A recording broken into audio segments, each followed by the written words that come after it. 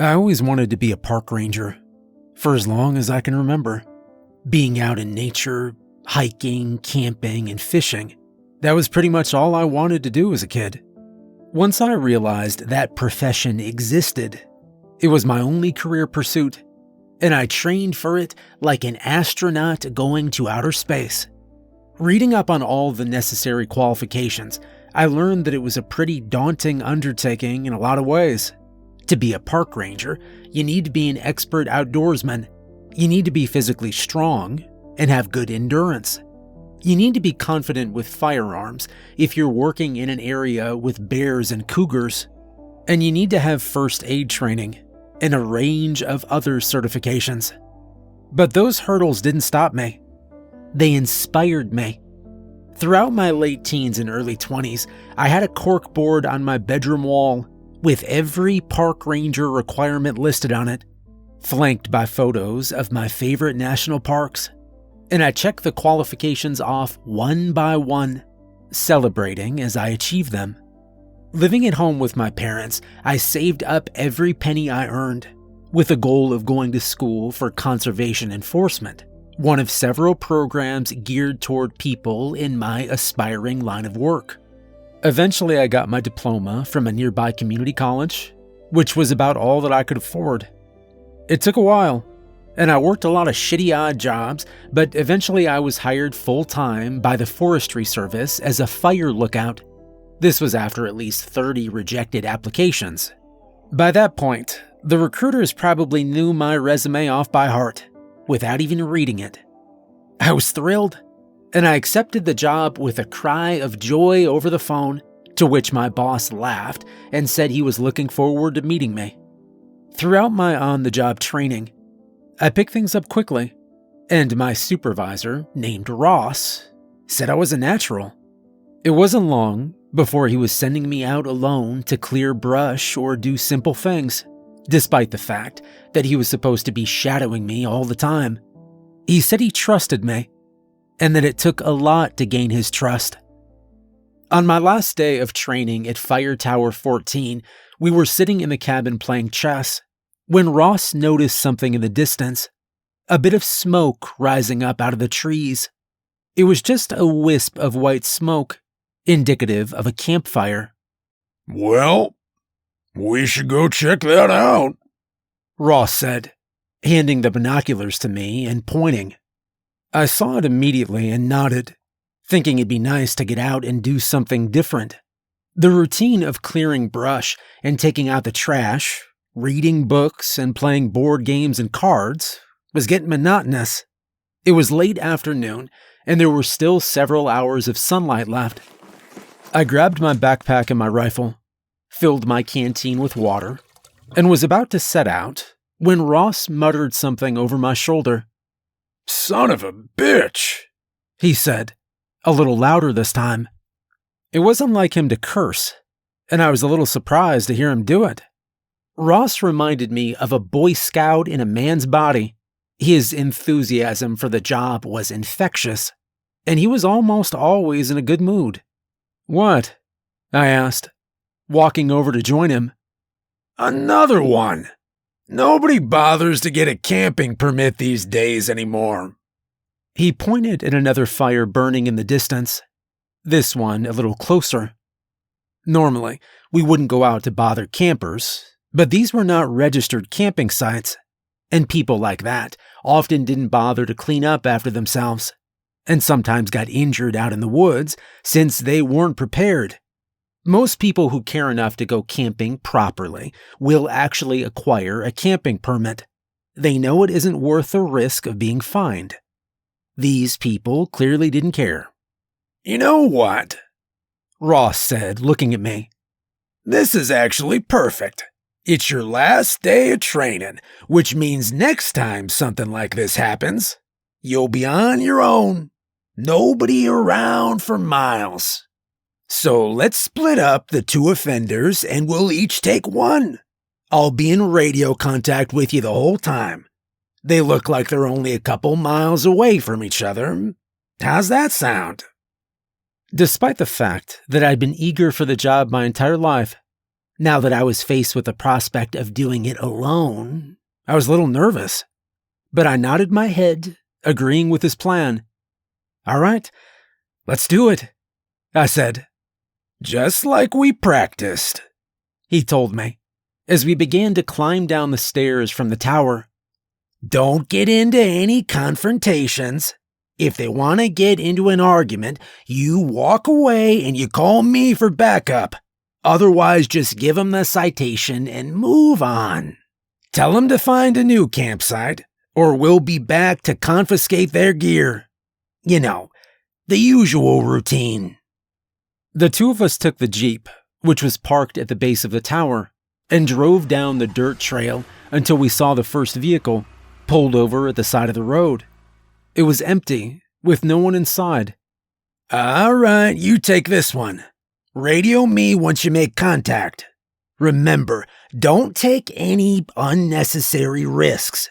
If anything doesn't seem right, you just let me know." He looked very nervous all of a sudden, and it was making me more worried than I'd been a second before. He looked like he wanted to say something else and opened his mouth as if he were about to do so. But then he shook his head, as if telling himself not to. After a few seconds of awkwardness, I reassured him I'd radio once I made contact.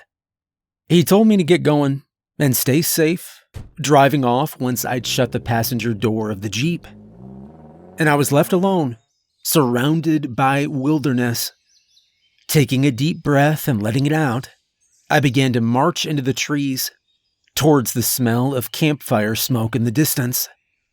The brush was thick, since there was no real trail here, but I could see where the campers had dragged their cooler through the shrubbery, and I could make out their boot prints in the mud. If I had to guess, there were at least 3 or 4 of them. It didn't take long before I came across a clearing, and standing in the middle of it was a large stone archway. The human-made structure was about a 10-minute walk from the road, and looked like a bridge constructed for a railroad to pass over above it. But it made no sense for it to be way out here in the middle of the forest, far from any civilization, and far from any active railroads. A dirt path emerged from nowhere, leading towards this arch, and going underneath it to the other side. I didn't know the area well enough to say that this was completely out of the ordinary, but to my eyes it did look unusual. Ross hadn't mentioned any decommissioned railroads passing through this part of the forest, but then again, it could have been long out of use and ancient. When I approached the stone archway, I got a queasy feeling rising in my stomach, like when you're a kid in the back seat of a car and your parents are driving down a hilly dirt road and you go over a steep hill too fast on the opposite side. Looking through the archway, I saw the sky was a bruised shade of purple on the other side. Black clouds floated along, in stark contrast to the clear blue sky which I'd seen from the watchtower. I looked over my shoulder, and the sky was blue. I looked straight ahead again, and I saw that it was that surreal purple shade, but only on this side of the archway. What the hell? I muttered to myself, walking through the stone archway to the other side. The moment that I did, my body broke out in pins and needles as if every limb had fallen asleep for just a second. But then the sensation passed. I felt as if I'd crossed over through some threshold into another world. But I convinced myself I was just being foolish, letting my adrenaline get the best of me. This was simply a new and kind of scary experience, being alone by myself out here, but I'd need to get used to it fast. Steeling myself with a deep breath, I squared my shoulders and continued marching forward. The forest was still the same, but the sky was that dark purple shade, and I didn't understand why it would look like that. It was still a few hours until sunset, so it wasn't being caused by the sun's approach towards the horizon. It was something else. A forest fire, maybe. "Ross. Come in, Ross," I said into my radio, which was clipped to my uniform shirt. There was a burst of static, but nothing after that. Ross, status update, come in. Ross? Again, there was nothing. Great. Some backup you are. The forest swallowed me up again as I walked along the path until it disappeared. Strangely, the woods were difficult to traverse in this section. Huge trees blocked my path, their low branches impossible to get around.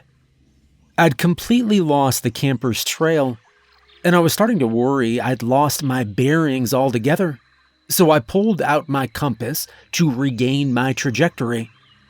When I looked down at the face of the compass, it didn't make any sense. It wasn't pointing in any one direction. Instead, it spun around in lazy half and quarter circles, reversing and changing direction constantly. Then it began to spin in a maddening arc, faster and faster, going in circles until the glass broke and the needle flew off into the sky, completely unhinged from the device. I heard it whiz past my ear like a stray bullet. Okay, that was weird. I tried to comprehend what was happening. What could cause a compass to do that? A strong magnet? That was impossible, though. All of this was impossible. I looked up at the sky and traced the bruised purple color, turning my head so I could see behind me. The violet shade now covered the entire sky, including behind me, where it had been bright blue just minutes prior. What the hell was going on? I turned around and started back, my heart beating fast, my legs trembling and numb, feeling like blocks of wood attached at the waist. Had a nuclear bomb detonated somewhere? Was this the end of the world? Was that why the sky looked so strange now? I keyed the radio again, hoping I'd get a response from Ross as I blundered through the forest feeling sick. It felt like I was going to throw up. Ross, come in, Ross. I practically screamed into the radio. But there was no answer. I began to run, picking up my pace. It was that archway. That damn archway. I should have never gone through it. I could tell it was wrong. I could tell it was evil. That feeling of pins and needles, that rising sensation in my gut, every part of my body had been trying to tell me not to go through it. But I hadn't listened. I'd heard stories before, read tales on the internet, of back rooms and hidden interdimensional portals, which led to places like this that shouldn't exist. Dimensions locked away through space and time and other mechanisms we don't understand, which people stumble into and can't escape. Stairs that lead to nowhere, but take a portion of your lifespan should you decide to climb them, causing you to disappear from your friends and family for untold lengths of time. People vanished in national parks all the time, and there was no explanation for it. At least, not until now. I pushed aside the brush and made my way out of the forest and into the clearing where the archway had been. My heart sank as I stared at the blank spot where it had been. The stone archway was gone. I stood there for a while, just staring at the blank space where it had previously stood, but it didn't change the fact that the thing had vanished. I spun around in circles, thinking maybe I'd lost my way and gone off track. Maybe this was all in my head, and I just lost track of time. That was why the sky was purple, and why I was having trouble finding my way back. I wasn't trapped in another dimension. I just spaced out and the sun was setting. Yeah, that's all it was. Nothing more, I convinced myself this was true, even though part of me knew it wasn't. If I kept walking this direction, I told myself, I would hit the dirt road eventually. I was sure enough of my bearings to know that the road lay in this direction, and I could simply walk back to Tower 14 from there once I found it. Sure, Ross would be pissed. He would tell his bosses that I needed more training and that I wasn't ready yet. But that was okay. Maybe I wasn't. Despite all my years of getting ready for this day, maybe I was still an amateur. With this new plan in mind, I kept walking straight back the way I'd come. I knew better than to push it when I'd already lost my bearings, not to mention my compass. The best bet was just to walk back to the safety of the road. The longer I walked, though, the more I began to realize what I'd suspected deep down was true. The road was not there. The road should have been here. Even if I was slightly off course, I should have seen it by now. But it was nowhere to be found. Worse than that, the sky was getting dimmer with those horrible black clouds, covering up the patches of purple and filling them in with malignant darkness. "Ross, please come in," I said into the radio, for what felt like the 100th time. A clap of thunder boomed overhead, sounding discordant and wrong to my ears.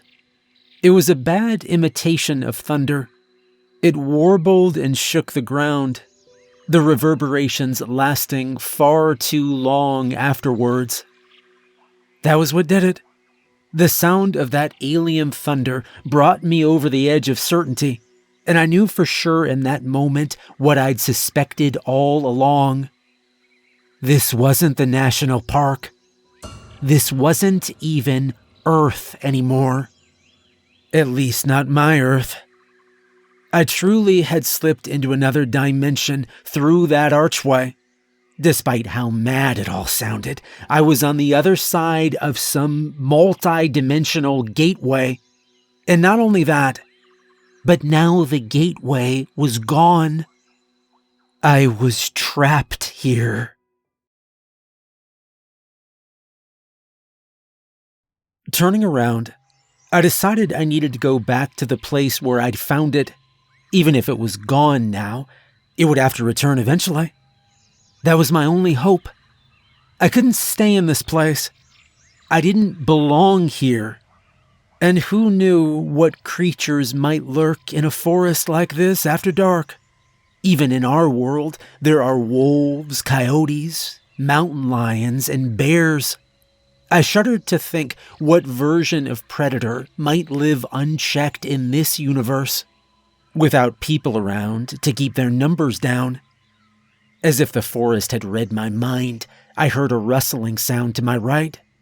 The light was dimmer now, and it was difficult to see, but I thought I noticed something a ways off in the distance, ducking behind trees and hiding from view, following me through the dark woods. Was it a person? It kind of looked like one. Hello? I called out, my voice breaking with fear. Hello? It called back, sounding like a tape recording of my own voice, slightly sped up and slowed down halfway through the word. The thing paused momentarily as it ducked out from behind the trees, looking at me, measuring me, standing in plain view for the first time as if letting itself be seen. My skin turned ice cold when I caught a full glimpse of it. It saw me, that was for sure, and it was following me. The dark humanoid shape had grayish-blue skin and at least 2 sets of arms. It walked on 2 legs and ducked behind each tree as it passed by, so as not to be seen. Its face was shrouded in long black hair, which covered it like heavy curtains. It was completely naked and unclothed. To my eyes, it looked like an animal, A creature more than a person, although it walked on 2 legs and resembled a human. The extra set of arms was the most jarring aspect of it, though, and it made it feel so much more like a nightmare. Like this couldn't possibly be happening. My heart was pounding fast as I tripped over branches and fallen trees, stumbling and rising to my feet, and looking to see the thing was even closer now. It was on a diagonal path through the trees, making its way closer and closer to me. For the first time, I saw its eyes behind the mask of tangled hair. They were reflective and gold, like a cat in the night. And then I saw its teeth, and its rancid, rotten smile.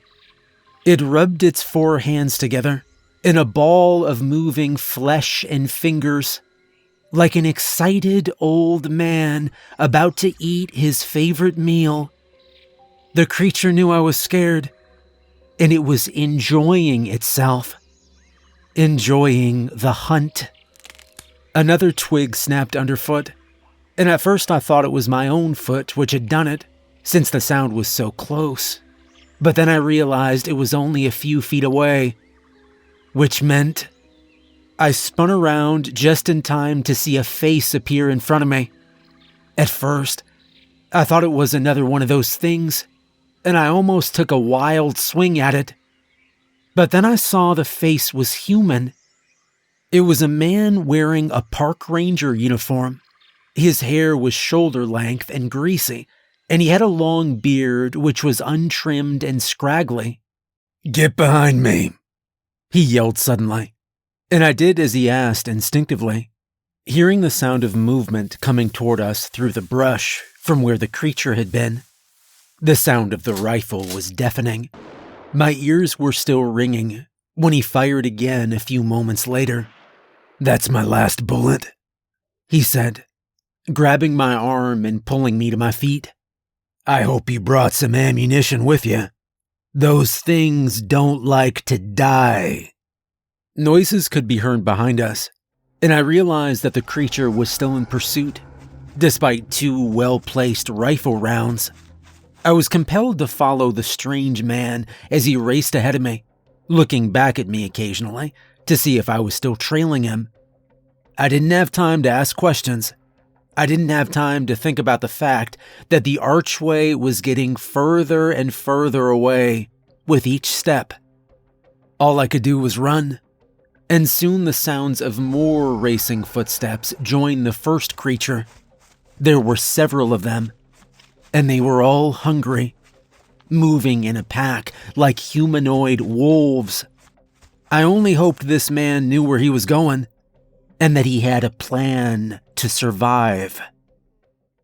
This man, who told me his name was David, said he'd been trapped in this place for a month. He had a cave which he managed to camouflage with tree branches, allowing us to hide from the creatures after escaping from them. David knew a lot about this place, and he said the creatures avoided a certain part of the forest, so that was where he took me. He'd set up traps, which only he knew the placement of, and his hideout was there, stocked with provisions. "A lot of this plant life here is the same as in our world," he told me when we arrived back at his camp. "I found a patch of shiitake mushrooms, and I've been surviving on those more or less. I had a few things in my bag, an energy bar, some trail mix, the usual stuff, but I ran out of that pretty quickly," he said. He showed me his little pile of foraged food, and I marveled at how well prepared he was. There were different species of mushrooms, some wild root vegetables, and some roughage he'd set aside to make a salad with. "This is incredible," I said, "and I thought I was a good survivalist." "You're still young," he told me. "I've been doing this sort of thing for a long time. I was in the British Special Air Services when I was younger. They're highly trained soldiers, sort of like your special forces. Since I got across the pond, I've worked here and there, but most recently, I've been the fire lookout at Tower 14 for almost 10 years. That's where I'm stationed, I said. You worked at Tower 14? He chuckled. Worked. Past tense. Damn. Those bastards replaced me already, huh? Well, I guess they must have given up looking for me too then. I thought back to that odd look Ross had given me when letting me out of the Jeep. He looked like he was going to say something, but maybe don't get killed or disappear like the last guy would have been too on the nose. Maybe he'd been thinking about how this was a bad idea, I realized. Maybe he was thinking we should go together. But instead, he'd let me go alone. I felt a twinge of anger, thinking about how none of this would have happened if Ross had been shadowing me like he was supposed to be. They're still looking for you, I said, not really knowing if that was true. I'm sure they are. They wouldn't just forget about you. Ross didn't get around to telling me yet. That's all, I'm still in training. I didn't add that this was my last day of training, or that news of David's disappearance seemed to have been purposefully omitted from my orientation. David eyed me suspiciously, but didn't say another word about it. Well, I was going to look for more mushrooms when I spotted you, he said. It's too dangerous to go out again tonight. But tomorrow we'll check for the archway again, and I'll show you the shiitake grove. I go back to that spot every day and I look for that arch. I can't believe I missed it. He was peeling a mushroom with his knife as he spoke, but with that last sentence, he hurled the blade across the room, where it clanged against the rock wall, making a loud noise. I know you're upset, I said, but we're going to get out of here. His face was emotionless as he looked back at me, tears welling up in his eyes. That's what I've been telling myself for the last 36 days, he said. I hope to God you're right. As I tried to fall asleep that night, I couldn't. The idea of a man like David being brought to tears by this place was almost too much to bear. The man was a killing machine. British Special Forces. He'd saved my life and pulled me out of a situation where I thought I'd be dead for sure. At least we had more ammunition now. And 2 guns. Still, though, that didn't reassure me very much. Those creatures, whatever they were, did not like to die, he'd said. I managed a few hours of off and on sleep before the sun came up, still appearing that same horrible shade of purple as it had the day before. It was starting to hurt my head. It felt wrong just being in this place, like we didn't belong here, like the air was too thick and too heavy, not meant for me to breathe. Without even realizing it, I'd begun to hyperventilate. I tried to stop myself, to calm myself down, but wasn't able to. David came over and looked in my eyes, and after a while, I started to hear the words he was saying.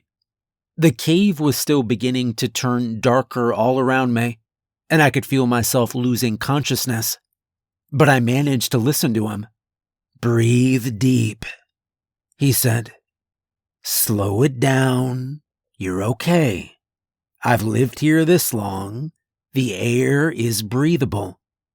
You're okay. Big, deep breaths, lad. Good. All right, that's better. Keep breathing. In and out. After a while, I started to calm down, and I looked at him gratefully. Thank you, I said. I needed that. Stay here and get your wits about you, he said. I've got breakfast ready. And I realized he had a portion of mushrooms and wild lettuce set aside for me. He brought it over on a flat rock and handed the food to me. What's the plan? I asked, eyeing the food suspiciously. Despite the fact that he said it was okay, I was still a little concerned. Eat, he told me. You need your energy. We're going to walk over to that shiitake patch. On the way, we'll check for the arch. On the way back, we'll check again. That's all we can really do. It's not safe lingering out there for too long. Those things, they can smell us. I managed to eat a bit of the salad and mushrooms, despite the fact that they made me uneasy. Consuming anything, even the air in this world, it felt wrong, like I was breathing in toxic fumes not meant for human consumption. Still, a little bit of food couldn't hurt me. At least that's what I told myself. After eating, we set out for the archway. The hike was a long one, and David brought plenty of water and provisions, filling up our canteens from a spring along the way. Once again, I felt glad for his guidance. If not for him, I'd probably be dead 10 times by now. After a long while, we reached the clearing where the arch had been. Once again, it wasn't there. The spot where it had been was empty, but we wandered over to it anyway. How can it just disappear? I asked. Be here one day and gone the next. David shook his head. How can any of this be possible? I wouldn't have believed it if someone told me, would you? I thought about that.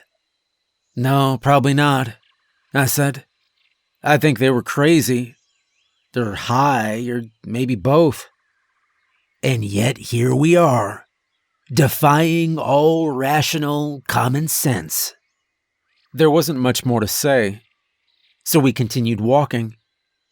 I tried desperately to ignore the feeling that I heard the sounds of rustling leaves behind us, as if someone were following quietly and at a distance. Eventually, we reached the patch. David told me to start picking the mushrooms quickly before the creatures found us.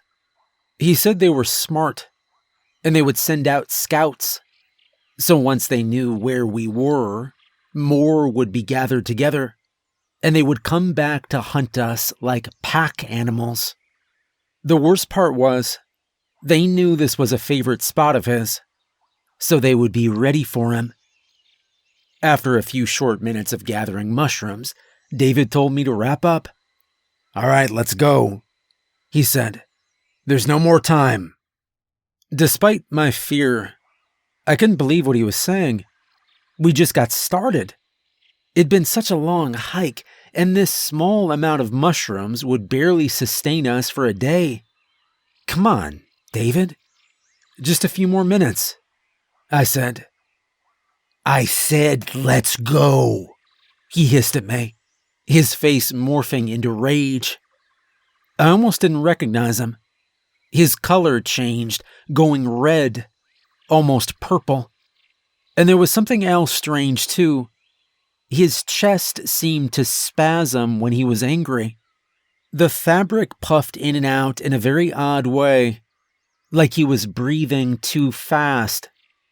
He caught me looking at him and calmed down slightly, then came over to me and grabbed my arm, dragging me away from the mushroom patch. I can see one, he said. It's a little ways away at 6 o'clock. That means there's more. We need to start walking fast. Don't run yet. Don't look. Don't let them know we saw them. All of this he said while dragging me away from the mushroom patch, and I fought the urge to glance over my shoulder. But I did hear the distinct sound of movement now, coming closer, gaining on us. Do you hear that? I asked, my heart pounding faster, my throat dry, my knees shaking. Quiet, he whispered angrily. I was silent for a few short seconds, and the noises came closer. Run, he said, and I began to bolt as fast as I could through the trees. A second later, I heard them all around us. They'd surrounded us. Your gun, David said from behind me, and I tried to get it ready while still running. And then I saw what he was worried about. One of the creatures was straight ahead, waiting for us, partially hidden behind a tree. It revealed itself just barely, poking its head out to look and see how far off we were. Then it disappeared again. "You see it?" he shouted. "Yeah," I replied. "When we get to that tree, you go left, I go right, okay? Don't get too close." I understood immediately what he was doing. He was sacrificing himself for me. By going to the right, he was running right through the eye line of the creature. He'd be running past it, within inches of its grasp. All to distract it so it wouldn't get me. Part of me wanted to argue, but there was no time. We were already at the tree. I ran to the left and David went right. The creature lunged at him, just as I'd feared, and managed to rake him with its long, talon-like fingernails. His back was bloodied as he ran, getting ahead of me as he put on speed. "There's more up ahead," he yelled, and I saw them a second later. There were at least 2, maybe more, hiding in the trees and waiting for us a little ways ahead. I had a feeling they wouldn't be as easily fooled as the last one. Luckily, we had a speed advantage on the creatures, at least the ones we'd come across so far. I hated to think what a faster version of these things would look like. Our ability to outrun them was the only thing keeping us alive. I could hear them chasing after us, their heavy footsteps loud as they crushed the leaves underfoot. Okay, all right, let's split up," David said. "You go left, I'll go right. Then we meet back in the middle, say 100 paces from here, you got it?" "Sure," I agreed, not sure what other options we had. I was deferring to him, since he seemed to know what he was doing. "Now," he yelled, and branched off from our trajectory, heading to the right. At the same time, I went left.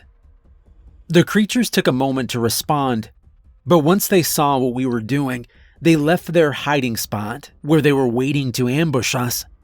The creature closest to me came at me from my right, and I screamed as it came within a few feet, its horrifying arms reaching out to grab me. I felt the breeze from its hand rushing past, but managed to duck out of the way just in time, stumbling over a fallen log and face-planting right afterwards.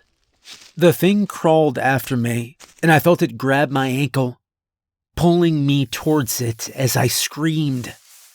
Kicking as hard as I could with my other leg, I brought my foot up into the creature's jaw, where it connected with a sickening crunch.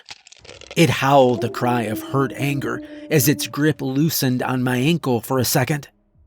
I attempted to wrench myself free, but it held on tightly. It was strong. I was about to kick it again when it grabbed my other leg and began to crawl towards my face. Its oversized eyes widened with anticipation, drool pouring out over its lower lip. The thing was about to eat me. As it unhinged its jaw like a python about to consume a deer, I remembered the rifle across my back.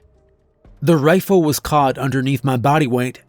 I was trying to rock side to side to pull it free while shoving the thing away from me with my knees, kicking and bucking and doing anything I could to weasel my way out from its grasp. Just as its teeth were about to snap shut around my windpipe, I managed to free the rifle. Using all of my strength, I pulled my knees back and kicked the creature in its chest, sending it reeling backwards for half an instant. Just enough time for me to get a shot off. The blast echoed through the forest, exploding outwards from the barrel of my rifle. One moment, the creature was there in front of me. The next, its head was gone. I scrambled to my feet and I ran, not looking back. After a long run through the forest, I met up with David again. He looked even worse than before. Whereas I'd gotten away cleanly, he'd been mauled by one of the creatures, just barely escaping with his life. He was bloodied and had gashes on his neck, his forehead, and both of his arms from defensive wounds. Worst of all, he'd lost his gun in the process, and now we were down to only one weapon and half the ammo. Eventually, we arrived back at the cave, after a long run through the forest, barely escaping. David was in rough shape now, and I helped him lay down on his bedroll. I went outside to find leaves or whatever possible to patch up his wounds, in the absence of bandages. I had a small first aid kit with me as well, which I brought everywhere, but it wasn't nearly enough for the injuries he'd sustained.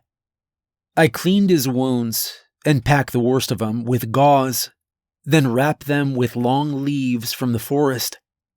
David began pushing me away when I went to unbutton his shirt to tend to the wounds on his back.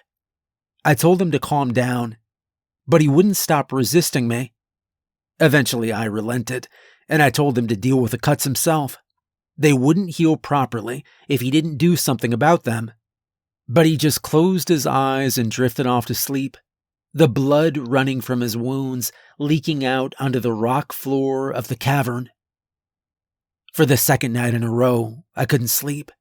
I kept thinking about David and his injuries. He'd be dead by morning if I didn't do something. There was too much blood loss. I couldn't understand why someone with his level of experience wasn't taking this seriously. Was he delirious? Suddenly his snoring stopped. The cave was dead quiet in the darkness of the night. And then I heard a sound like rocks being moved. A shuffling of feet. Bones creaking and cracking. There was a wet, sloppy sound. Smacking lips and rending flesh. Someone pulling meat from bone. I peered into the darkness of the cave, looking in the direction of the sound, and my eyes slowly began to adjust. David was up. He was eating something in the corner of the dark cave. It looked like... was it moving? A rat? Or a squirrel, maybe? He tore another bite of flesh from the writhing thing which had been moving in his grasp, and suddenly it was still again. The only sound was of him chewing. My eyes adjusted further, my heart pounding rapidly. David's shirt was off. He'd treated his wounds after all. In the darkness when I'd been trying to sleep, my eyes closed. He'd been busy dealing with his injuries. And I realized why he hadn't wanted me to see beneath his clothes. It all made sense suddenly. The twitching beneath his shirt when he got upset. The way his color changed when he was angry. His face had turned red, almost purple. Like the sky. And beneath his shirt was the most obvious change of all. He took another large bite of whatever it was he'd found scurrying in the cave, and with his 4 quickly moving hands, he pulled flesh from the bones and crammed more of the creature into his mouth. His eyes were golden and reflective when they caught me staring at him in the darkness, and as I got to my feet, I began to run.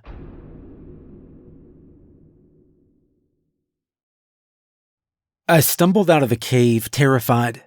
My legs didn't seem to work properly. Everything around me was wrong. The colors, the shadows, the shapes of the trees, and the sounds of the singing birds. This world was not my own, and I needed to get out now. I fell flat on my face, landing hard after tripping over something. A vine? No, whatever it was thin and sharp, and it hurt me badly.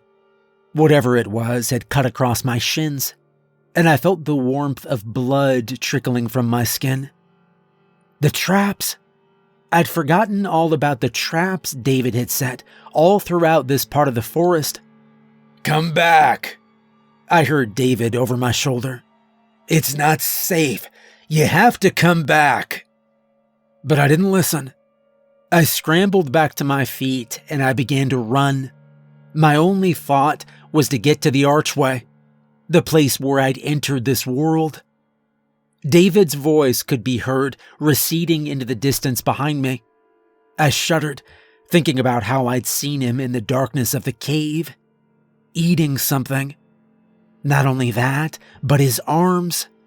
There was an extra pair of hands working at the hairy flesh of the vermin he'd been eating, the bloody fur and the tearing sounds of him ripping chunks from the creature's body.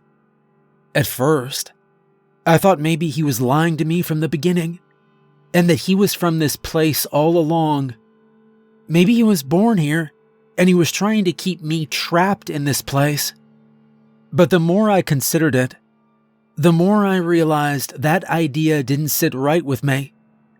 David was not a denizen of this terrible violet-tinted world. No, he was from Earth. The way he spoke, talking about Fire Tower 14, which he said he'd worked at, proved he was not from here. My mind began to work out what this meant and came to the conclusion that being in this world changed you over time. Being here, eating the foraged food and breathing the purple-tinged air. All of it was toxic to people from our world, and it caused side effects that were likely permanent. I only hoped I hadn't been here long enough. I shuddered at the thought of an extra pair of arms splitting open the flesh of my abdomen and reaching out, grabbing anything they could get their hands on. Shit. I needed to get out of this place. Running through the woods more carefully now, I lifted my feet high off the ground to avoid tripwires and hope that I didn't stumble into a spike-filled pit or some other death trap. I picked up my pace, hearing the sound of him coming after me. He was injured, and that would slow him down some, but he also knew this place far better than I did. He knew where the traps were located, and he knew how to avoid them, whereas I was just hoping to find my way back to the archway. Trying to remember the way we traveled through the forest, I stepped tentatively across the ground, no longer running. I was terrified of stepping on a spike or tumbling into a pit with spikes at the bottom. David had told me more than once to never go out alone, since he'd placed traps everywhere in this area. There was a noise close behind me, and I looked back to see David was following me from a distance, gaining on me. "Come back," he called after me, his voice sounding different now, distorted and wrong. Breaking into a sprint, I hoped to lose him in the darkness. For a time, it seemed to work. He was slower due to his injuries or his mutations, and was hobbling when I saw him again, trailing me from a distance now. I began to make my way towards where the archway had been. There were certain landmarks David had shown me to find my way back, but none of them looked quite the same at night. I was starting to worry I'd become completely lost when I finally saw the huge oak tree with one of its low branches that pointed the way. Following David's prior advice, I continued traveling in that direction. After a long period of walking, I realized the sun had begun to rise, looking purple and bloated and wrong, but at least it gave another indication of which direction I should be walking towards, and it helped to light the way. I felt regret for a moment at leaving David behind. After all, he'd saved my life, shown me how to survive in this world. But then I shook my head and reconsidered. I wasn't going back to that cave. Maybe he was eating rats now, but what if tomorrow he developed a taste for my flesh? What if I woke up to find him hunched over me, eating my leg for food? No, going back was not an option. If David was still following me, there was no indication of it. I couldn't hear him chasing me anymore, and he wasn't calling for me. Maybe because he was worried about alerting the creatures. The clearing where the archway had been was not far now. It was just another 10 minutes or so of walking, and I was just hoping it would be there this time. If it wasn't, I had no idea what to do. I'd been trying not to think of that part of things, since the idea of the portal not being there was too much to bear. "Come back!" someone called from the woods suddenly. It was David. At least it sounded like him. "It isn't safe." Another voice called from my right. It sounded like a tape recorder running low on batteries. Leaves crunched on the ground behind me and ahead of me. From all angles, there were voices calling out in distorted tones. "Come back! It isn't safe! Come back!" The more they said it, the more the words didn't sound like words anymore, but just strange alien noises. It was at that moment I realized I didn't have my rifle, and it dawned on me for the first time that I'd left it back at the cave with David.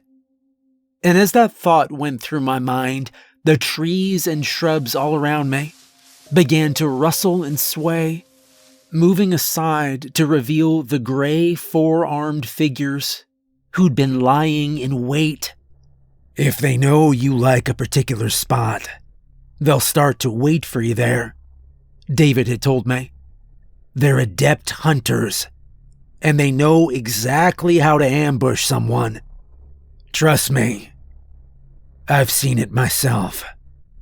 Yeah, I thought bitterly.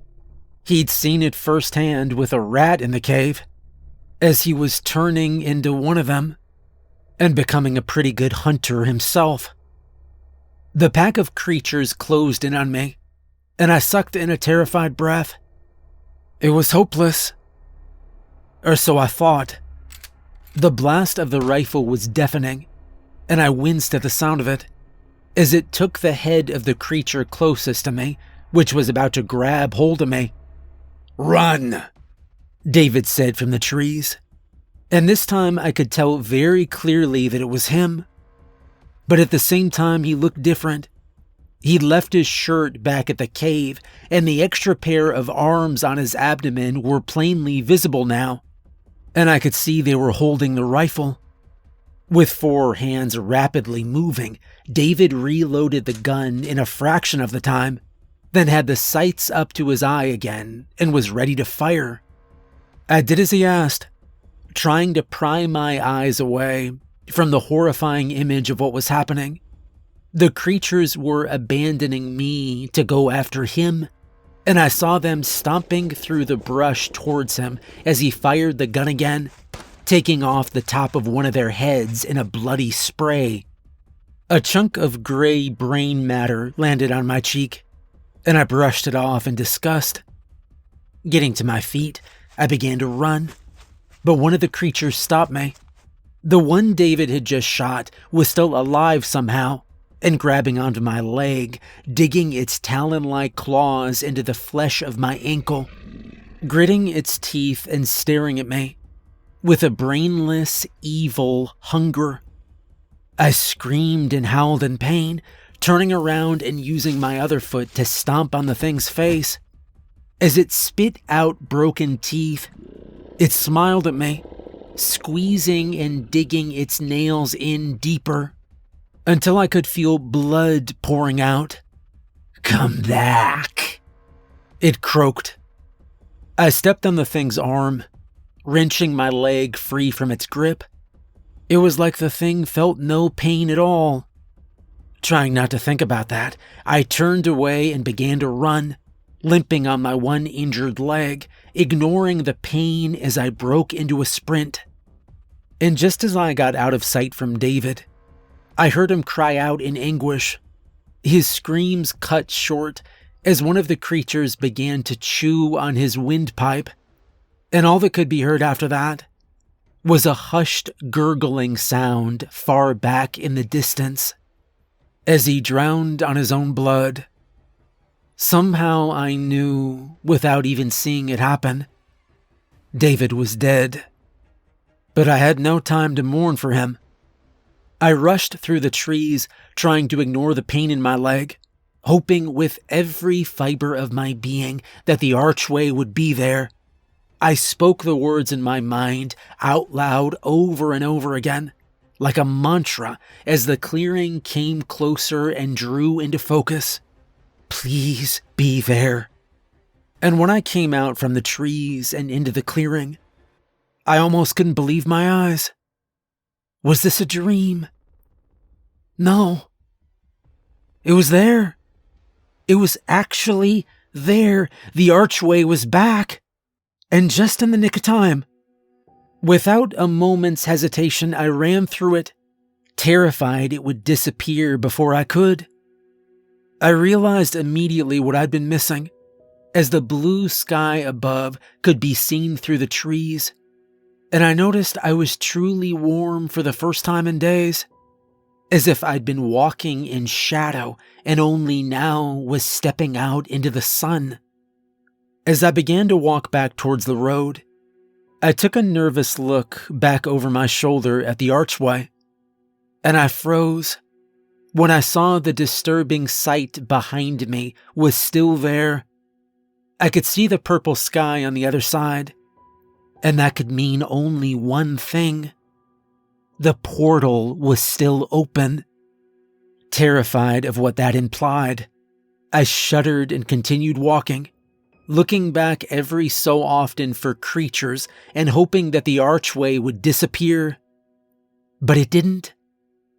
As I left it behind in the trees and lost sight of it, my last glimpse showed that evil purple sky shining through from the other side, waiting for another hiker to stumble through, or for something else to emerge from the other side. At least if I have to face another one of those creatures, it'll be on my turf, I thought. But I didn't have a weapon, and I would need backup. I wasn't out of the woods yet. After limping through the forest for 10 or 15 minutes, eventually I found the road. A part of me had been worried it wouldn't be there, that this would be just another world that looked like ours, one of a million different potential places that the archway could take you to, and that I'd find myself wandering through some unknown forest again, set upon by some new breed of ravenous creatures with a thirst for blood. But thankfully, this did look like the road I'd been on, and I could even see the distinctive tread marks in the mud from what appeared to be a jeep, maybe from the day when Ross had dropped me off in this very spot. I felt a twinge of anger at the thought of my supervisor, and I decided I'd let him have it the moment I saw him. He was supposed to be my backup. I was supposed to be learning from him. Instead, he'd let me go out on my own. And now look at what had happened. Limping along the shoulder of the gravel road, eventually I saw the fire tower. It came into focus gradually, emerging from the trees that hid it from my sight. The jeep was there, and I realized what that meant. Ross was up there, not out looking for me like he should have been. If he'd been where he was supposed to be, none of this would have happened. I climbed the wooden steps leading up to the fire tower, getting more and more enraged as I got further up, and closer to the man who I now believed was responsible for all this. Finally, I reached the top, and I threw open the door to find Ross sitting at the table, reading a book, drinking a cup of coffee. He looked surprised to see me, and shocked at the sight of me. Holy shit! He almost screamed, knocking his coffee cup over. The brown liquid spilled all over the pages of his paperback. You're back! "That's right, you son of a bitch," I hissed, limping towards him. I could feel my face turning hot and red. His eyes widened further. "What's wrong with your face? Are you okay? You're turning purple." I didn't know what to say. I looked in the mirror to my left, and I saw that he was right. I didn't look like myself at all. I looked like a monster made of rage, my face purple with anger. Suddenly, all of the fight left me, and I realized how utterly exhausted I was. I heaved out a great sigh, and I crumpled to the floor of the fire tower cabin. I collapsed on the floor, unable to understand what was happening to me. I didn't feel like myself at all.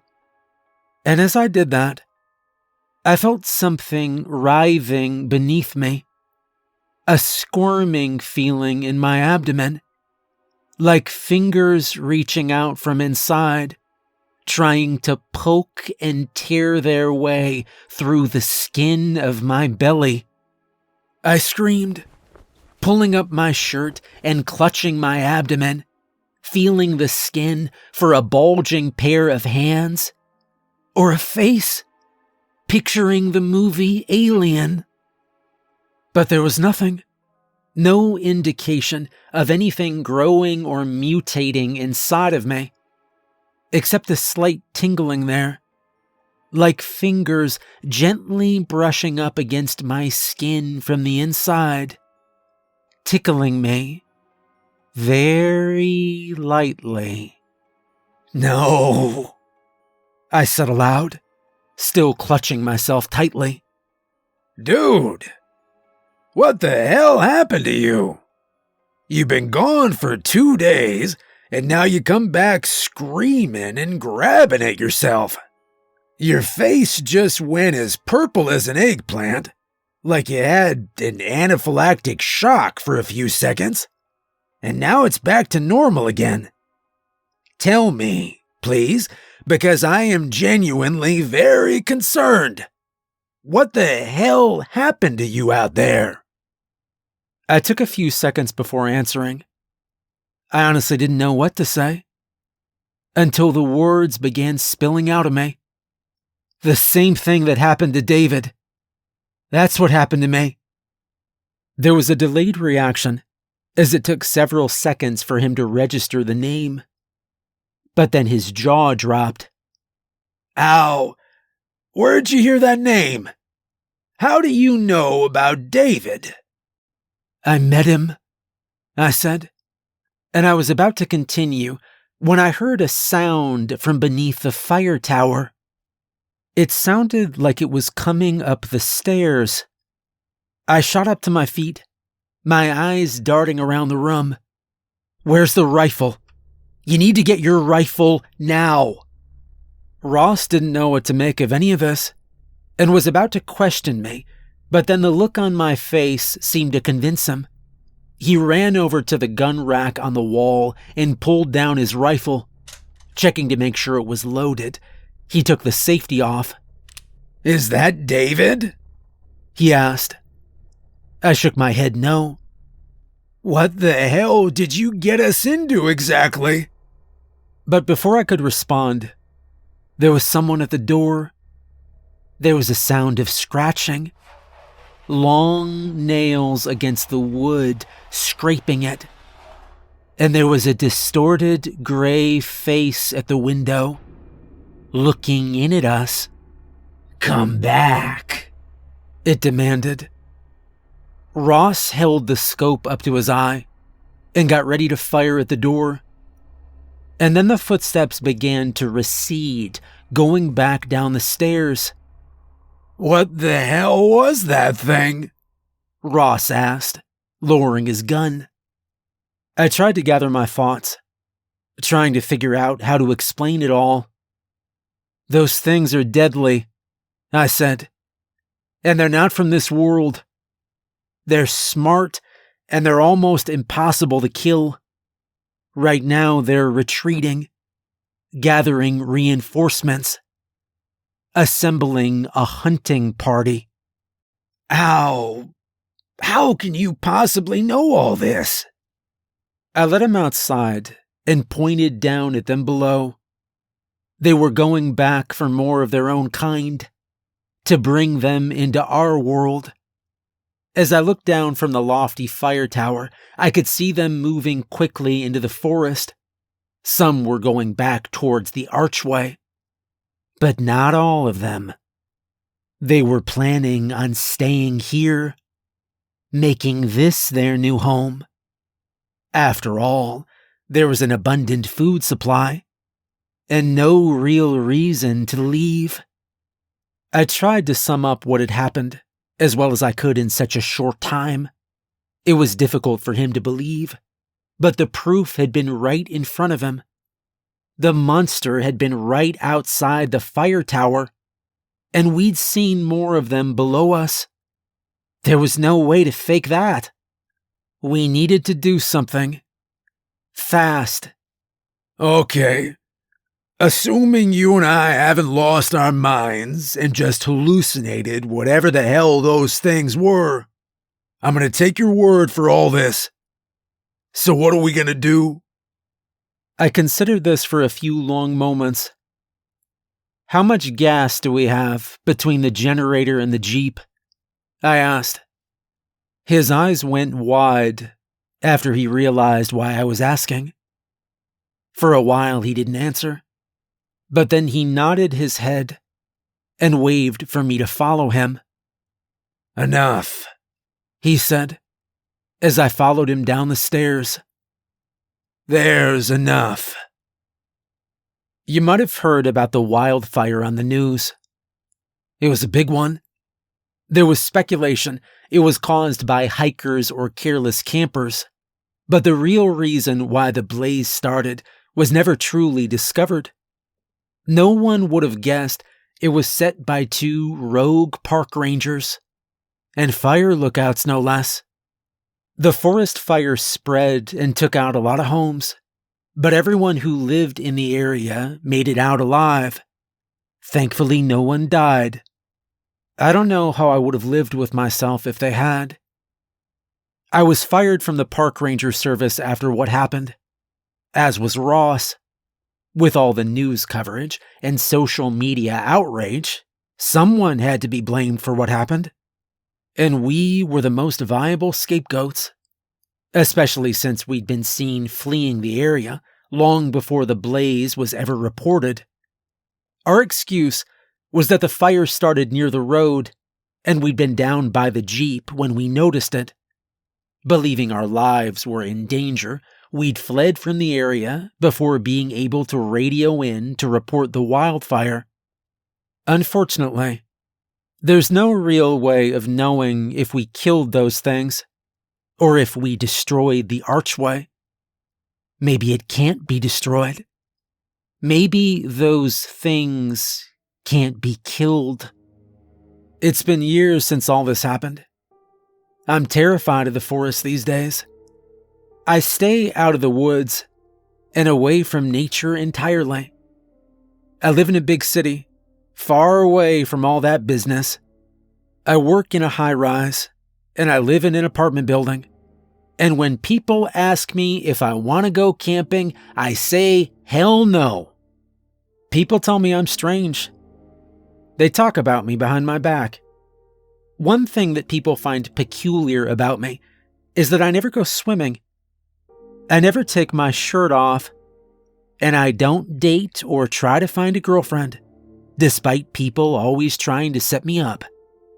I don't want anyone to see the changes that have been happening, the arms that have fully sprouted from my abdomen, and have a mind of their own.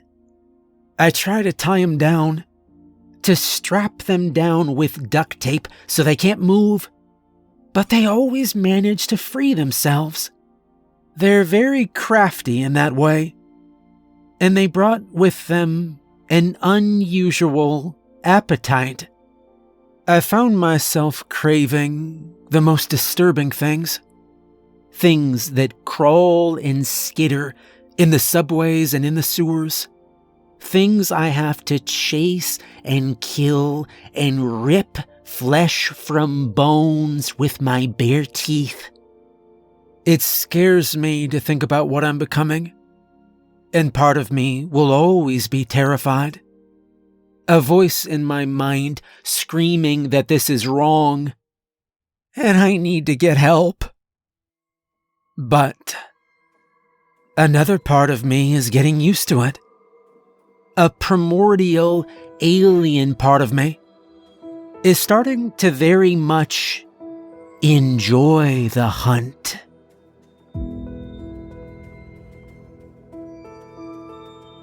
Thank you to the author JGrupe.